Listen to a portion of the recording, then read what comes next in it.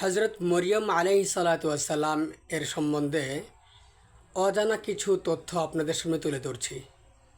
এক নম্বর প্রশ্ন হলো যে মরিয়ম আলাইহিসসালাম কার কন্যা ছিলেন? উত্তর,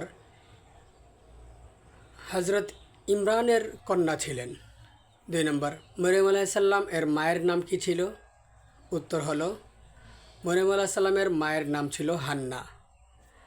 3 নম্বর, মরিয়ম আলাইহিসসালাম কোন নবীর মা ছিলেন? উত্তর, হজরত ঈসা আলাইহিসসালামের মা ছিলেন। হজরত মরিয়ম আলাইহিসসালাম লালন পালনের দায়িত্ব কে নিয়েছিলেন? উত্তর হলো হজরত জাকারিয়া আলাইহিসসালাম মরিয়ম আলাইহিসসালামের লালন পালনের দায়িত্ব নিয়েছিলেন। হজরত মরিয়ম আলাইহিসসালাম এর নাম কোরআনে কতবার এসেছে? উত্তর, প্রায় 34 বার। 6 নম্বর প্রশ্ন, কোরআনে মরিয়ম আলাইহিসসালাম এর নামে একটি সূরা আছে।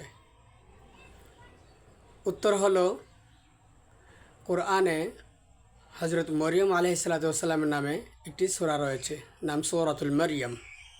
7 নম্বর, কোন ফেরেশতা মরিয়ম আলাইহিসসালামের কাছে সুসংবাদ নিয়ে এসেছিলেন?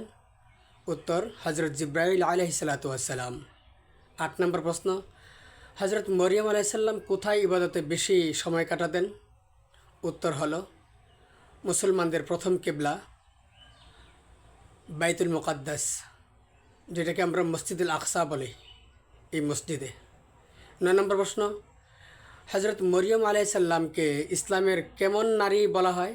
উত্তর, পবিত্র ও সম্মানিত নারী। 10 নম্বর প্রশ্ন, মরিয়ম আলাইহিসসালামের ঘটনা কোন ধর্মগ্রন্থে উল্লেখ করা আছে? উত্তর, কোরআনে উল্লেখ রয়েছে।